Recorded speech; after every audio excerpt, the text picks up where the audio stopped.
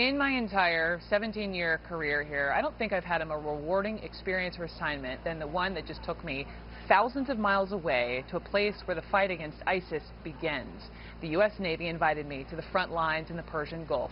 And 4 flights later, I landed on the USS Harry S. Truman aircraft carrier. I was fortunate to be given a front row seat to the F-18s carrying bombs to strike ISIS terrorists in Syria and Iraq. But most importantly, I was fortunate to get a first-hand look at the men and women who sacrifice everything, leaving homes and families behind to serve this country. And in this first exclusive piece I want to share with you right now, I want to put the focus on the women and their stories. This is the U.S. Navy's front line of the war on terror in the Persian Gulf. Lieutenant Commander Kate Batten deployed 2 weeks after the Paris terror attacks, and her resolve only deepened after the recent bloodshed in Brussels. That is exactly why we're out here. If anything, it gives us that much more purpose and resolve to ensure that we're doing things the right way and that we leave this region better than we found it. When you put on your flight gear, what does that feel like? It's interesting because it's a routine now. It's something I do every day, so a lot of times I don't think about it. But when I sit back and think, you know, what does this really mean? I still get goosebumps every time I take a catapult off. Operation Inherent Resolve is by no means a man's mission.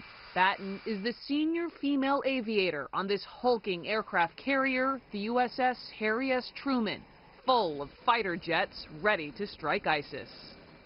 This right here is a bomb. It's not live until just before this F-18 takes off, and oftentimes these pilots don't know what the specific ISIS target is until they're already in the air. Batten flies an E-2, protecting those jets. Her aircraft, one of the most essential for carrier operations, acts like air traffic control in the skies above Iraq.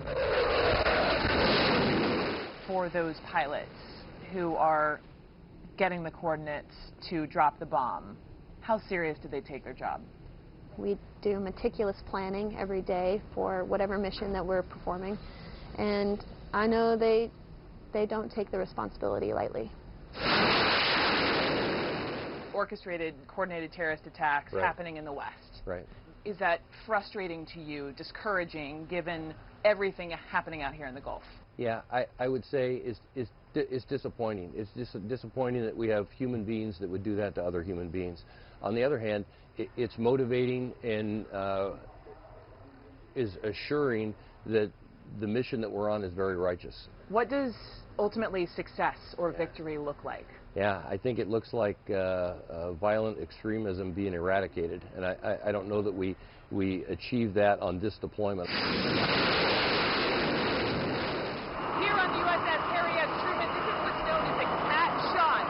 There are about 90 sorties of these F-18s per day, and when you feel this afterburn of these jets, let me tell you, it makes your teeth rattle.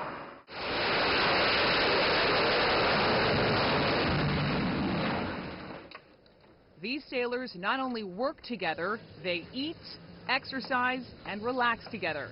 5,300 sailors call the USS Truman home. Average age, 27 years old. So far, the deployment is supposed to last 7 months. But ask any of these sailors and they'll tell you, Semper Gumby, the unofficial motto meaning you have to be flexible. Adios for reservations, no course given, sir. Very well. At the helm, this 22-year-old from Massachusetts. Do the math.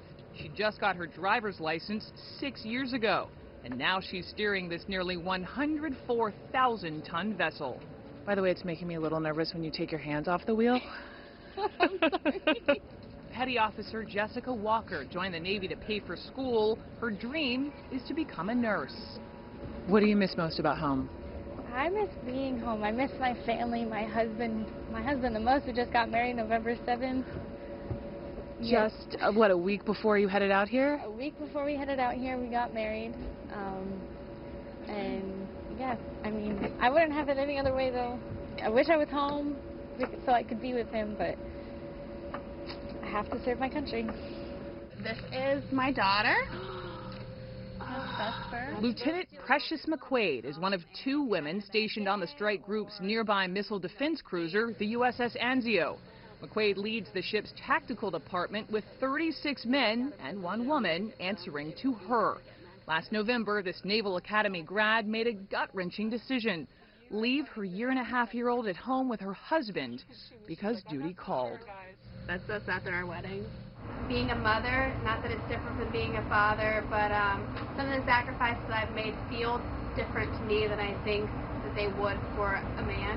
As much as I want to be home, I'm happy that I am serving my country, and I'm showing that, you know, women can do this, be married, have kids, have a family, and still be just as successful in both the home front and here in my professional side of life. Gentlemen, respect. I mean, she's doing this. These are the sacrifices these sailors are willing to make, like Batten being away from her Coast Guard husband, so the rest of us are safe. We're over here doing a job that's kind of bigger than both of us. And at the end of the day, when we get to finally live together, we'll feel good about what we did. When you get to finally live with your husband? Yes.